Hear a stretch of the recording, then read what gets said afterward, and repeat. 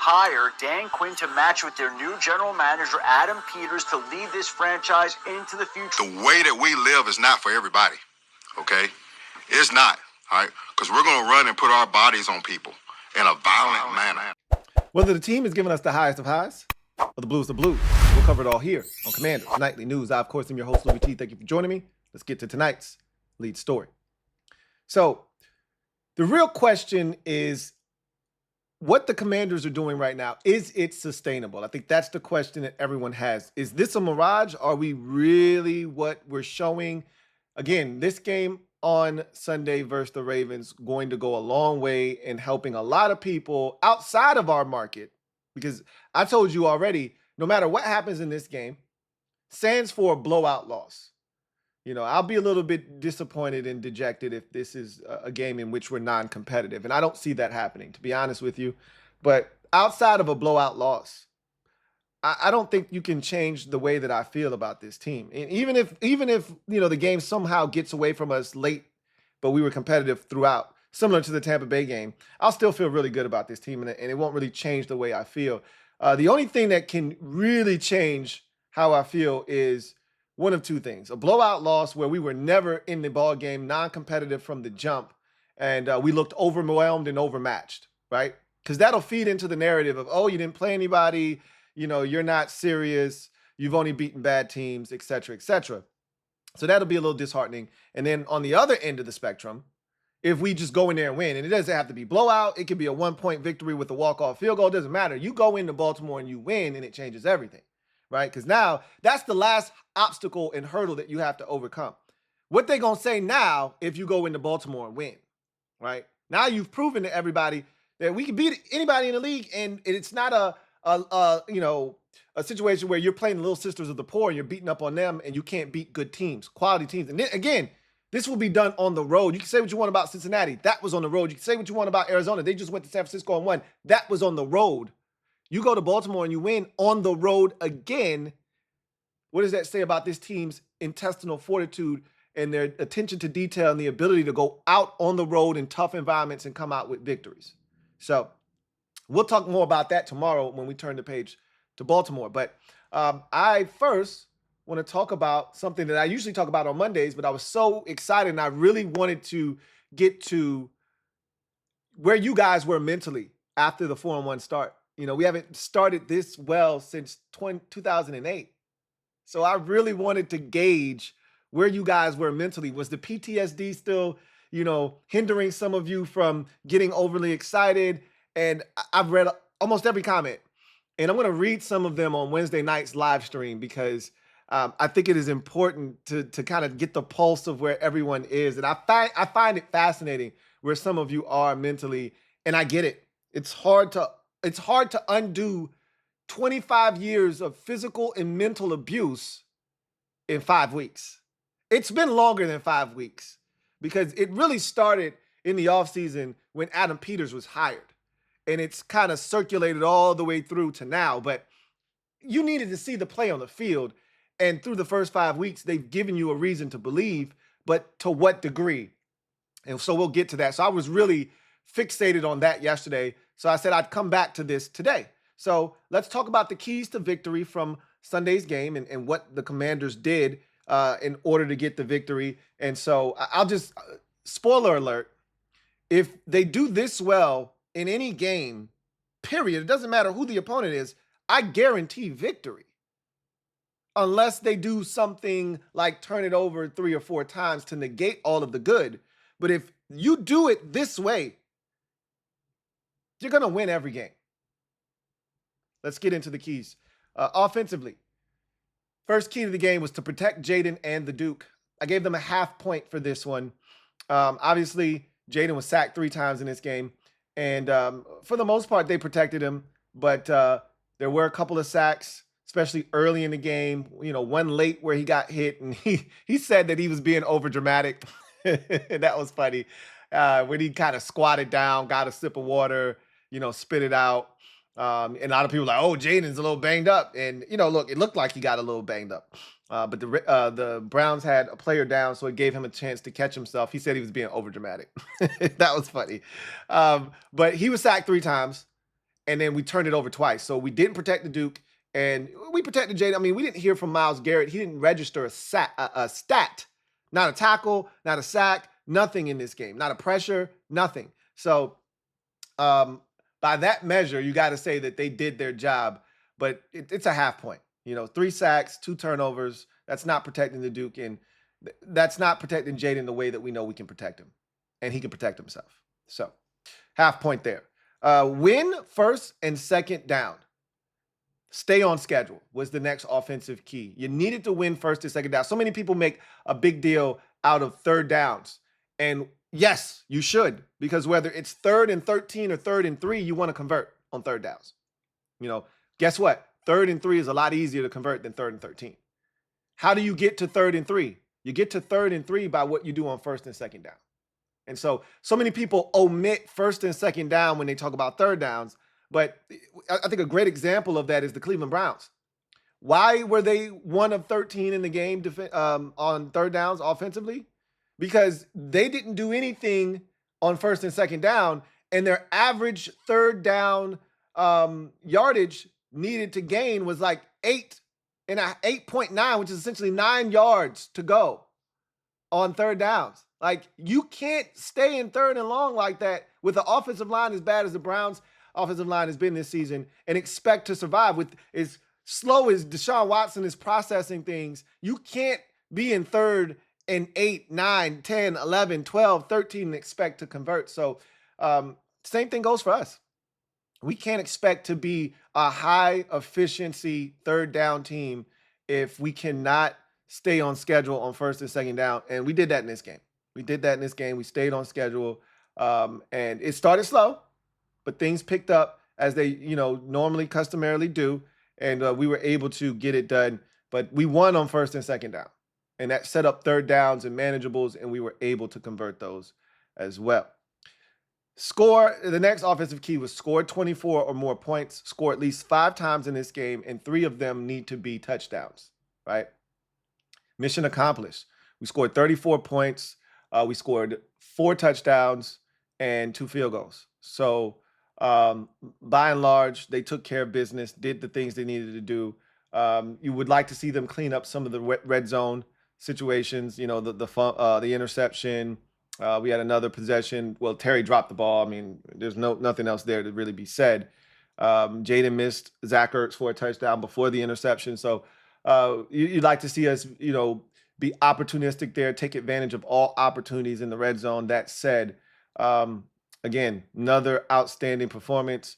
They took care of business, and they did the thing I said they needed to do, which was score, because the Browns are one of those teams in the league that just don't score points. They're offensively challenged. And so if you can get this thing up into the high 20s, that you can forget about it if you're Cleveland, right? There's several teams that are kind of on that same play. We have some of them on the schedule. The Giants are a team that struggles to score. The Titans are a team that struggles to score. Like, there's certain teams, the higher this thing goes, the less likely it is they're going to be able to keep up, because they just don't score points. And so this was one of those teams, and we took care of business and put this game out of reach. Just put it on the top shelf, right? The more points you score, the higher it is on the shelf. Just put it on the top shelf. They can't get to it. That's what we did by scoring 34 points. I asked for 3 touchdowns. They gave us 4. I asked for 5 scores. They gave us 6. Mission accomplished. Another check mark there. And then finally, hit them where it hurts. Up the middle, right? They are susceptible to the run. We ran for over 200 yards. A lot of these runs were towards the perimeter, but they still were within the tackle box, which is what I was referring to. The big 4th down run by Austin Eckler was a perimeter type run, but he cut it back right inside that tackle box. The Eckler run for 50 yards was right inside that tackle box, right towards that C gap. So Jaden had a big run. Obviously, that was towards the outside when things broke down. But by and large, the touchdowns from Jeremy McNichols, Brian Robinson Jr.'s 2 touchdowns, I think they were both kind of up the middle runs. And that's where they needed to be attacked. Like, they are a fast defense. You guys saw it, felt it early in the game when I remember being in the mob and they said, "Damn, the defense is fast." Those first two possessions where we weren't really getting it going, it was because they were flying around. They're physical, they're fast, they flow to the football. That perimeter shit wasn't going to work, and I credit Cliff Kingsbury for not running any tosses. We had run a toss in every single game up until week 5, and I said, "This isn't the week for the toss. You can go ahead and take that one out of the playbook. Don't have that on the call sheet this week." And I didn't see one single toss, and there weren't a ton of perimeter runs. And so I credit Cliff Kingsbury for that, because that's being self-aware, but also understanding who the opponent is. That's a double-edged sword. Got to scout the opponent and got to know who you are. We're not fast enough offensive line-wise to get out there and block these fast defenders. Let's not put ourselves in that position. So obviously they got a check mark there as well. So 3.5 on the offensive side. Now let's get to the defensive side. And this was by a large and wide margin, the best defensive performance of the season for the Commanders. And it was not close, as I just mentioned. So let's get to the defensive keys. Keep Deshaun Watson in the pocket and tackle was the first key. And they did both of those things. Dan Quinn said after the game and on his Monday post-game Victory Monday presser, that was the best tackling performance we've had, and we still got a ways to go, but it was by far and away the best tackling performance this team has had this season. And we sacked Deshaun Watson 7 times, hit him 11 times, pressured him 15 times in this game. So they kept him in the pocket, they corralled him, they frustrated him, they hit him, they got him on the ground, something they had struggled to do with some mobile quarterbacks in previous games. But that's 2 weeks in a row, 2 mobile quarterbacks, really subdued, kept in the pocket, gotten down onto the ground. And so obviously a big check mark there for Washington, keeping Deshaun Watson in the pocket and tackling in this game. Next defensive key, limit explosives and the Browns run game. I thought one of the biggest keys early for this defense was stopping the Browns run game. They tried to run it early in this game, tried to establish a run, something we had struggled with. The message all week long was, we got to improve the run defense. We got to improve the run defense. We got to improve the run D. The Browns came out and tried to test that early. And on early downs, first and second down, we shut the run down and we forced the Browns into third and very long situations that they could not convert, obviously, by them starting the game 0 of 12 on third down. So there were no explosive plays. I thought there would be one, breakdown where Deshaun Watson gets out of the pocket, spots Amari Cooper or Jerry Jeudy down the field, and he hits them. And no such thing happened in this game. Every time he escaped the pocket, there was a commander chasing his ass and making him uncomfortable. And there were very few opportunities for him to get outside the pocket. First and foremost, we did a really good job of keeping him in the pocket. But when he did get out of the pocket, there wasn't a lot of space for him to create something down the field. And we did a good job of plastering the receivers, or at least it feels like it, because we didn't see anything. Obviously, the tape might say something different, but largely, by and large, excellent job of limiting the explosives. The Browns had none in this game, and limiting, we count the 20-yard, I think they had 1 or 2 20-yard gains, one on the ground, and then I think Watson pass to Amari Cooper might have netted them like 21 or 22 yards, something like that. But again, by and large, not many explosive plays, nothing that really altered this game in any way, shape, or form, not like the explosives we had that really altered the outcome of the game. And we shut down the Browns run game. Even though the final numbers may not bear that out, they got some garbage time rush yards. I'm okay with that. Next defensive key, force the issue and win on third downs. The Browns were the most penalized team in the league coming into the game. And the key was, make sure you force the issue. Force them into situations where they're uncomfortable. The crowd was incredible. And so make it loud, make them uncomfortable trying to communicate at the line of scrimmage. And they did that. They had some self-destructive penalties, as they customarily do, put themselves in some bad down and distances because they had false starts, they had illegal shifts, the things that the bad teams do, right? Holding, all of that good stuff. So we did the thing that we needed to do, was force the issue. Have a good rush that forces them to hold you, Get them into a third and long where they know they got to get out of their stance quickly, and it might force them to jump on a third down, right? And then win on third downs. I thought that was going to be one of the keys to the victory. Like one of the biggest keys. The Browns were one of the better third down defensive teams in the league. We were the best third down offense coming into the game. Matter of fact, I don't think I ever actually checked to see what we did on third downs. So I'm actually curious because I know, okay, we went 8 of 17. So just a shade under 50%. So we did our thing, not to the standard that we had going in. I think we were somewhere in that neighborhood, high 40s, close to 50%. Might have been in the 50s. I feel like we was like 54% or something like that. But we'll check out the stats, for where we are overall on third downs tomorrow. Or Thursday, probably more likely than not. We'll get into the numbers on Thursday when we go behind enemy lines. But 48% probably is what we were. 47 somewhere in that neighborhood. 8 of 17. I'll take it all day long, all day strong. That's way above league average, and that's getting close to where we are as one of the best third down offenses. I think we were third in the league on third downs, if I'm not mistaken. Maybe we were first. I'm not sure. I think we were third. But either way. We did what we needed to do on third downs with the Browns. We got them into third and long situations, and they weren't able to convert. Got off the field. We got sacks. We got pressure. We tackled well. We didn't have any defensive breakdowns, and we didn't make it easy on Watson. His first read was taken away, or the pressure, got him off of the spot, and he had to relocate. And we did a really good job of rushing as a unit. Again, winning first and second downs, key. They tried to run it on first down and second downs, and we just weren't having it. The short passing game wasn't really available. And so that's how you get them to 1 of 13 overall and 0 of 12 to start. And a garbage time screen on 3rd and 9 that when we taken out all the starters essentially allowed them to get their lone third down conversion of the game. So it doesn't get much better than that, right? And then last but not least, ball is life and stiffen in the red zone. Gave them a full check mark for this as well. We forced a turnover, right? And they only had 2 trips to the red zone, and one of them did not result in a touchdown. Had to settle for a field goal. So, again, getting the job done. Jerry Jeudy dropped it, though. If I'm being honest, should have been another touchdown, and then they would have only gotten a half point. But Jerry Jeudy did what Jerry Jeudy does. I mean, you can't ask a guy to not be who he is. He's a guy that's going to drop the football. He's going to drop the rock every now and again.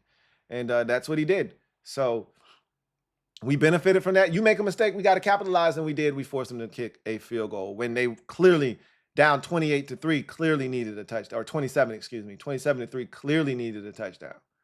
A field goal wasn't going to do in that spot. And they knew that, but at that point, they had already wasted a timeout, didn't want to waste another one. You got any aspirations of coming back, you're going to need your 2 timeouts that you have remaining. So I probably would have just taken the timeout. If you're Kevin Stefanski, just take the timeout. Like, if you don't score a touchdown here, you're going to lose the game anyway. So, I mean, what are we saving timeouts for? Anyhow, take the timeout, regather yourself, and go for it on 4th down, because if you don't score a touchdown here, like a field goal wasn't going to change this game. You were already down 27-6. Clearly, field goals aren't going to get you back in this game. Now, the only logical explanation for taking the points there is that you needed to get it back to a 3-score lead, right? You needed to get it to a 3-score game, and a field goal did that, right? Where technically it's 27-3, it's a 3-score game, but you need 3 2-point conversions as well to go along with those 3 touchdowns. Highly unlikely. So it's a lot easier to just get 3 touchdowns, make the extra points to tie the game up. And you need a lot to go in your favor to have that happen, but it's more realistic for that to occur than 3 touchdowns and 3 2-point conversions. So I get it, in theory, but you needed a touchdown there. But whatever, not our problem. We did what we needed to do in the red zone there. And so they were 1 of 2 in the red zone, and we forced a turnover, so we get a check mark there. For the first time this season, the defensive keys outnumbered the offensive keys in terms of scoring. All 4 of the defensive keys were checked off, full check marks. Meanwhile, for the offensive keys, 1 was a half, the rest were all checked off. 7.5 points out of 8. Like I said at the top of this thing, I assure you, if we get anything over 7, you're going to win the game. My keys are very specific, game specific. So if you adhere to those keys, we're going to win the football game. Unless we do something like turn it over 3 or 4 times to offset all of the keys that you've done beautifully. We know, I talk about this all the time, turnovers are the great equalizer. You want to turn the game on its head? Turn the ball over or create them. Even if you haven't played well, you create turnovers, you can still find a way to win the game. Anyway, I digress. Those were the keys. We executed flawlessly, and that's how we were able to get the decisive 34-13 victory. Let's get on to in other news, and let's talk some numbers, and then we'll get into around the NFC East. But quickly, let's talk about some statistics. Let's take a look at some statistics. So after the Browns game, these were some of the numbers that jumped out at me that I wanted to address with you guys. Of course, we beat the Cleveland Browns 34-13. Washington has scored 30-plus points in 3 consecutive games for the 8th time in franchise history and the first time since 2005. So that is amazing. First and foremost, that we've scored 30-plus in 3 straight games. That feels good. But it not having happened for essentially 2 decades is mind-numbing. So again, when you think about where we have been as an offense, it's not hard to fathom that we haven't scored 30-plus in 3 straight games, knowing what our quarterback situation has been, knowing what the offense has been like, knowing how inept we've had, the situation has been with our play calling since Gruden left.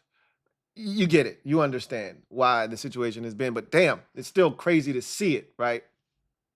Washington's 4-1 started is the first time they've started this way since 2008. I mentioned that at the top of the show. That season didn't end well. If you've been a fan long enough to remember the 2008 season, and the Steelers came in and really turned that season upside down. And they're going to come to town again in a similar spot that they did that year. I think they came here on a Monday night in week 9 when we were 6-2, if I'm not mistaken, and flipped that season upside down. Took that season, shook it up, turned it on its head, and we were never the same team after that. The Steelers will be coming to town week 10, 11, somewhere in there, 9, somewhere in there. They got to have a chance to do the same thing. And I told you, I got a list of teams I'm looking to get revenge from. The Steelers are on that list. I'm out for revenge. But we'll talk more about that when we get to the Steelers, right? A lot of games to go before we can even start talking about that. Washington is 2-0 to start at home. Washington is 2-0 to start the season at home for the first time since 2011. That is craziness. Pure and utter craziness. That we haven't started 2-0 at home in over a decade. A decade plus. Seriously. All 2-0 at home to start the season requires you to do is win the first 2 games of the season at home. And you can't convince me that there haven't been seasons when we've played 2 garbage teams to start the season off at home. And we just weren't able to get it done. But, it also kind of goes in line with this whole mentality that we had as fans, and this is part of the PTSD that we've suffered from, where we just start slow. We start season slow. One of the knocks on Jay Gruden was this team is not prepared to start games, start seasons. Ron Rivera, every season, minus the last season, which was crazy because he started out well and then it didn't end well. All the other seasons started out poorly and then they got better as the season progressed. But the start to the season remained the same, which was it was always slow. It was always bad. We won 1 game at home last year. Home felt like the road over the last 5 to 7 years with, as fans became fed up. And look, it needed to happen. It needed to all of the things that have transpired needed to happen in order for us to get to where we are. So I'm not upset about it. It's just crazy to see it in print. Hearing it is one thing. Seeing it in print makes it hit home a little bit harder. We haven't started 2-0 at home to begin a season since 2011. It's not hard to start 2-0 at home. Your season at home could fall apart after that, but just win the first two. We haven't done that since 2011 with Rex Grossman. That's not Rex Grossman. That's just gross, man.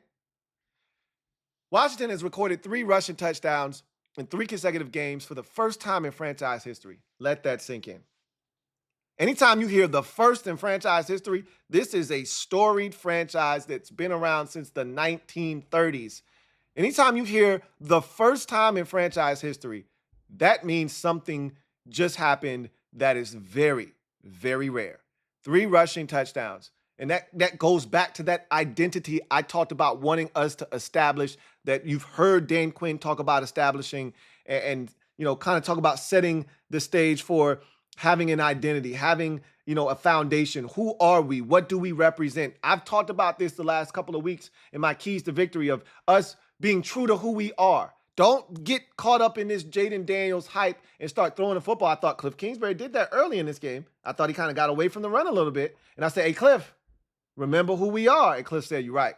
And after that, we got back to the business, and you saw the end result. But 3 rushing touchdowns in 3 consecutive games. And the beauty of it is it's not just Jaden. Jaden didn't have a rushing touchdown this week. The backs are getting the football and they're getting in the end zone.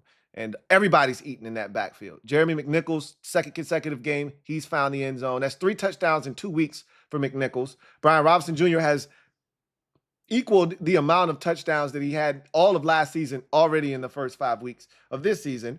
And he had 2 more on Sunday. Didn't have a ton of yards or a ton of rushes. He didn't need it, but the ones that he did have were impactful, including the 2 touchdown runs. First one was excellent because he broke a tackle, cut it back, broke a tackle, got into the end zone. And then Austin Eckler, right, had the big run against Cincinnati. He's been very impactful, had the big 4th down run in this game. So you're seeing this whole, running back group and the quarterback really impact the ground game, especially in the red zone. Washington is the 2nd team in NFL history to have at least 3 rushing touchdowns in 4 of their first 5 games, joining the 1954 San Francisco 49ers. Back in the Stone Age, when the pass game was called the forward pass, right? The forward pass. If you're talking about stats from the 1950s, again, it means we're doing something extraordinary, right? So, 2nd team to have at least 3 rushing touchdowns in 4 out of their 5 games. And again, Jaden only has 4 passing touchdowns.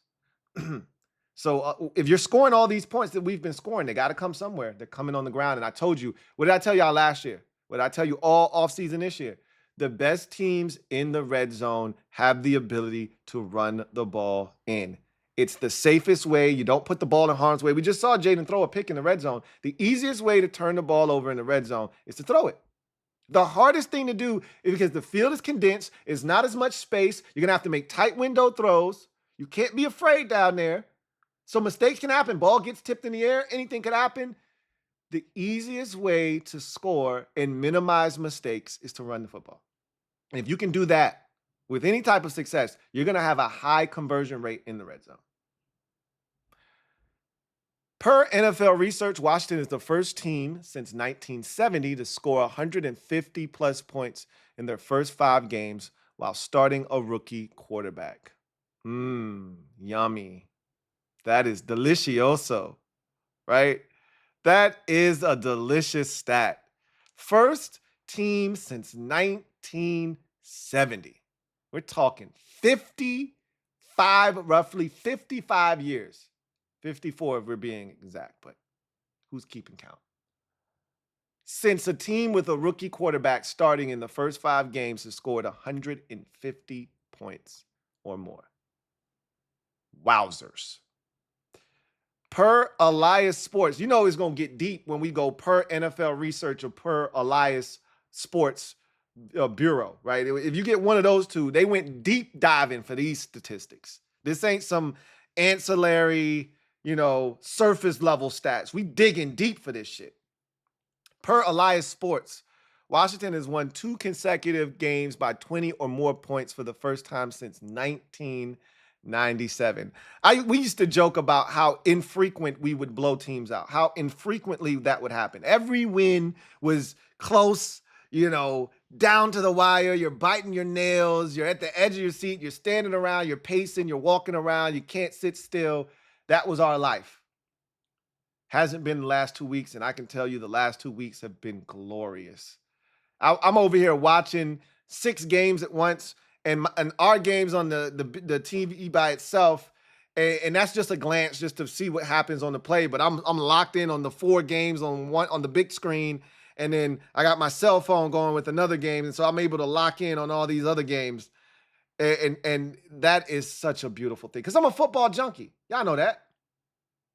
It's hard to lock in on the other 5 games when my shit is in the most clutch point of the fourth quarter, and we got to have it, and you're living and dying on every snap. I care less what's going on in Dolphins, Patriots. I don't give a shit what's going on in Jags, Colts. Bills, Texans is the furthest thing from my mind when I got to have it on this 3rd and 5. When you up 27 in the fourth quarter, when you up 28 in the fourth quarter, they get a 6-yard run. Who cares? Hey, tighten that shit up. But I can go back to focusing on the other games, right? It's a beautiful thing. Washington has recorded 7 sacks in a game for the first time since week 2 of the 2023 season. So it's been a little while. I mean, it happened last season, right? Getting to the quarterback. We've done that. That's the one thing we've seen our team do over this stretch of ineptitude is they've gotten to the quarterback. Since Rivera got there, getting to the quarterback had become a real thing. That first year, that first game against the Eagles, we sacked Carson Wentz, 8 times, I believe? So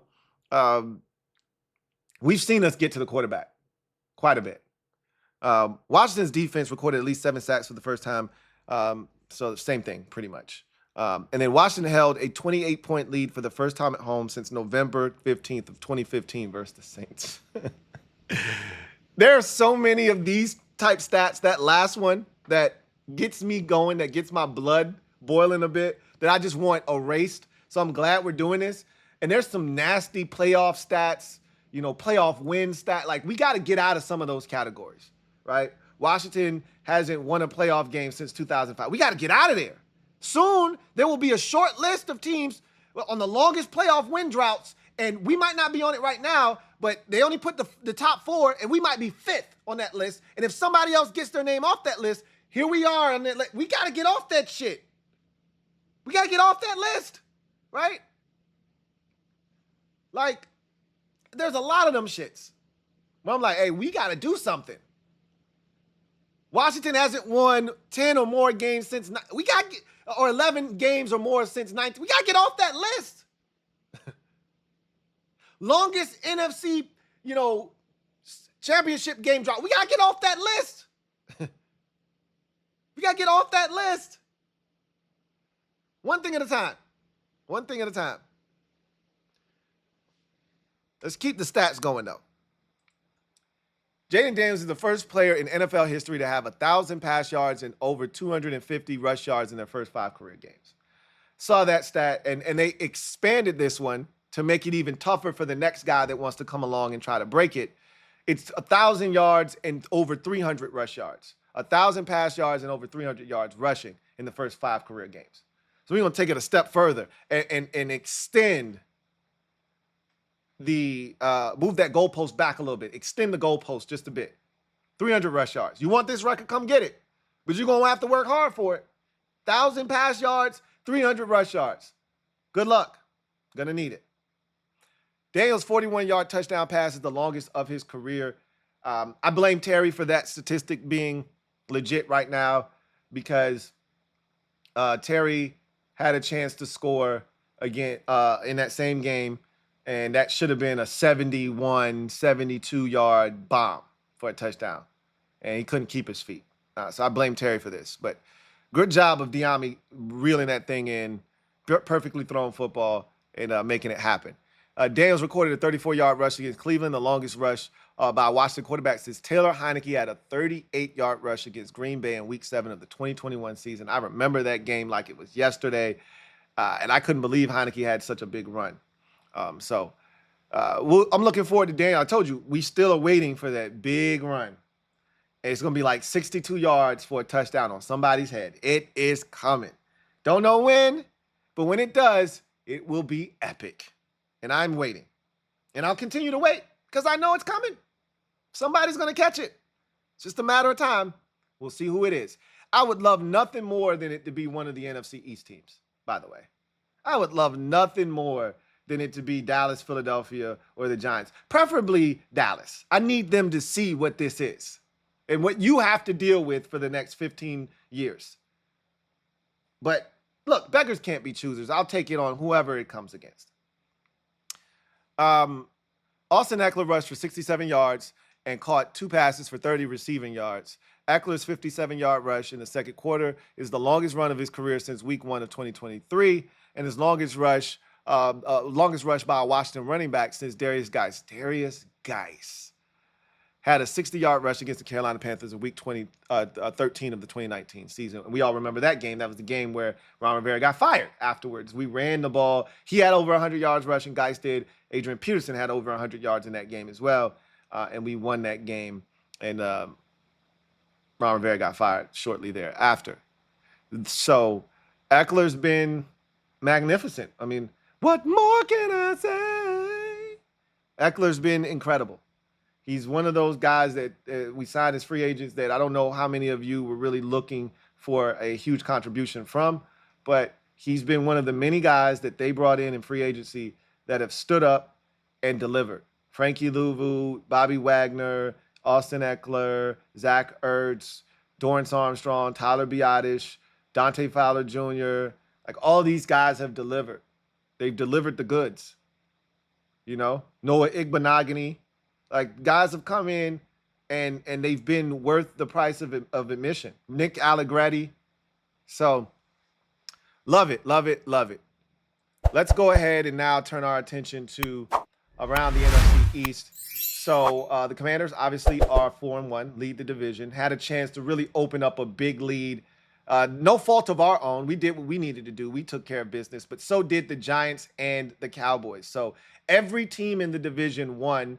Eagles were on a bye. And so the Cowboys stay connected. You know, this was an opportunity similar to what Tampa Bay had a chance to do in their division, but they didn't do what they needed to do, which was go on the road and take out Atlanta. They would have opened up a big, sizable advantage. The same type that we would have had a chance to open up had they beaten the Falcons at home on Thursday Night Football. They would have been 4-1. The Falcons would have been 2-3. The Saints lost on Monday night. They would have been 2-3, and the Panthers would have been 1-4 after their loss to the Bears. So they would have had a similar situation. Had the Giants lost to the Seahawks, which we thought they were going to do, they would have been 1-4. Had the Cowboys lost to the Steelers, they would have been 2-3. And the Eagles are on a bye, they would have been 2-2, and we would have been 4-1. But unfortunately, Cowboys got it done. It was a gritty performance. They went out on the road. They turned it over 3 times. Had a blocked field goal. They did everything they could to lose the game and still won. And again, you got to give them credit. It's the same thing we said about Philadelphia in week 1 against Green Bay. They did everything in their power to lose the game and still found a way to win. And that's what you got to do in this league. Overcome adversity. They did that, won the game. Got to give credit where credit is due. Big 4th down catch by Jalen Tolbert to win the football game. Game-winning touchdown. I mean, that's a big play by Dak, big play by Jalen Tolbert. And that's a big win on the road against Pittsburgh. So now they're 3-2. They're right behind us, 1 game. Cowboys next week are hosting the Detroit Lions coming off of a bye. And so that'll be a big game for them. We'll see how they do. Obviously we have a big game, that'll be probably the biggest in the division this upcoming week. The Giants, what a win for the Giants on the road against Seattle. It's got Giants fans believing that this could be a season. And you should see the text chain between Bad Dog, L.B, and myself. I wish you guys could see it. It was hilarious this morning, listening to the banter back and forth between Bad Dog and L.B, because the Giants and Eagles play each other next week, right? Not this week. Giants are on Sunday Night Football against the Cincinnati Bengals, and the Eagles have got the Cleveland Browns. But next to the week after that, week 7, the Eagles and the Giants lock horns. And so we're going to try to get a Super Friends stream that week before that game, because the trash talk between those two is going to be epic. But it's going to be a fun week. The Giants have Cincinnati. they feel really good, and they think they can go into Cincinnati now. I hope they understand it's not as easy as it looks, right? It is not as easy as it looks, but they think they can go into Cincinnati and win. And eventually, I keep waiting for Cincinnati to turn around. Maybe they won't. If you can't beat the Giants at home, you're not going to turn your season around if you're the Cincinnati Bengals. And so Daniel Jones played really well. Tyrone Tracy is the guy that I really like. He played really well. Darius Slayton stepped up. Remember, they did this without Neighbors. There was no Malik Neighbors out with a concussion. There was no Motor Singletary, and they went into Seattle and they got it done. And so the Giants are now 2-3. One game away from 500, a half game behind the Philadelphia Eagles. Who would have thought? And then obviously, so they've got a Sunday night date with the Cincinnati Bengals. NBC desperately tried to swap them out for our game, and CBS said no. So the Eagles are coming off their bye, and I'll just share this with you. I was talking trash to L.B. during our live stream on Sunday, right? And one of the things I texted him during that stream was, we passed the whole division is passed around the Browns. What y'all gonna do, right? And one of the texts he had this morning was, hey, I'm gonna wait to see what we do against the Browns first. If we have a bar fight with the Browns, we're doomed, is what he said. And I was like, I ain't trying to hear that shit. That ain't the L.B. that I know, because the L.B. that I know is expecting the dog walk, as he would say, the Cleveland Browns, and turn this shit around and win this division like they supposed to. I don't want to hear, I got to see first. That ain't the L.B. that I know. So I was giving him a hard time. Bad Dog was giving him a hard time, and then he snapped out of it because we was talking so much shit to him. And then he got back on that L.B. pompous, arrogant shit. We finna stomp the Browns and win this division. Y'all ain't seen us in the division yet. We ain't playing no division games yet. I ain't worried about neither one of y'all. I was like, attaboy. That's what I'm talking about. So we'll see, right? But he's not confident. He had to talk himself into that. We had to talk him into that, right? So we'll see what the Eagles do coming off. I expect them to get their shit together against the Browns. They'll be healthy on offense. The Browns are terrible offensively, so their defense will look good and gain some confidence. And I expect Philly to maybe even go on a little run here. Obviously they got the Giants the week after. We'll see. That's a division game, and the Giants are playing with a ton of confidence. But they could easily win 3 or 4 straight. Their schedule is not tough. Like Philadelphia's schedule is equally as soft as ours.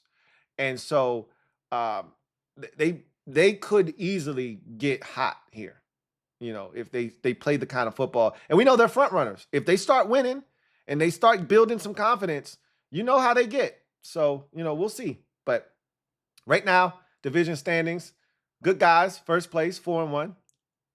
Ding! Second place, Cowboys, 3-2. They're at home against the Detroit Lions. Third place, Philadelphia Eagles at 2-2, coming off a bye. They will be at home hosting the Cleveland Browns. And in last place right now, but playing confident football. You got to give them credit. 4 games in a row. The Giants could have easily won 4 games in a row. Could have beaten us. They did beat the Browns. Could have beaten Dallas. And they did beat the Seahawks. So their record says they're 2-3, but their play says, hey, we better than that shit. So they're on the road on the Sunday Night Football against Cincinnati Bengals. We'll see how it goes. But look out for the Giants potentially. They're in 4th place right now, but as a Bad Dog said in our text chain, not for long. So we'll see what happens. But anyway, that's going to do it for me, your man Louie T, here on Commanders Nightly News. I look forward to chopping it up with you guys live tomorrow night. If you're a member of the MOBB, we will be live tonight breaking down the film from Week 5's performance versus the Cleveland Browns. So hopefully we'll be able to lock in and do that together. For the rest of you, I'll see you tomorrow night. We'll be live talking about the Ravens. We'll turn our attention, take our first look at the Ravens, hear from Jaden Daniels, hear from DQ, as they'll have Wednesday pressers. And then we'll start to turn that attention. I'll also read a number of comments from Monday's episode because I asked the question and you guys have been excellent in responding. So I'm going to read some of those comments as to how you guys are feeling after the 4-1 start to this season. It's almost been surreal, you know, hard to kind of process some of the things that I've seen thus far because I couldn't envision us being this good this quickly. Could I envision us getting this good at some point? Sure, absolutely. Did I expect it to be this year? No. Let alone the first 3 weeks of the season, right? We were good after Cincinnati. Who are we kidding? You know, all Arizona and Cleveland was, for me, was confirmation. But I was already on cloud 9 after Cincinnati because I said, we got us one of them ones. You couldn't tell me nothing. You can't tell me nothing. So these last 2 weeks have just been confirmation for me. Now, the real confirmation will come next week as to just how good this team really is. And we'll start talking about that tomorrow. But celebrate. Enjoy your last day of this Browns victory and being 4-1. Enjoy it. Because then we're going to turn the page and we're going to start focusing on the Battle of the Beltway tomorrow. So I'll see you guys for that. Until then, enjoy. Like this video. Subscribe to LouieTeeNetwork for more great content. Turn on your notification bell so you don't miss a thing. Have a good one. Here comes the diesel. Here comes the diesel. There's the snap, and to Riggins. Good hole. He's got the first down to the 40. He's gone.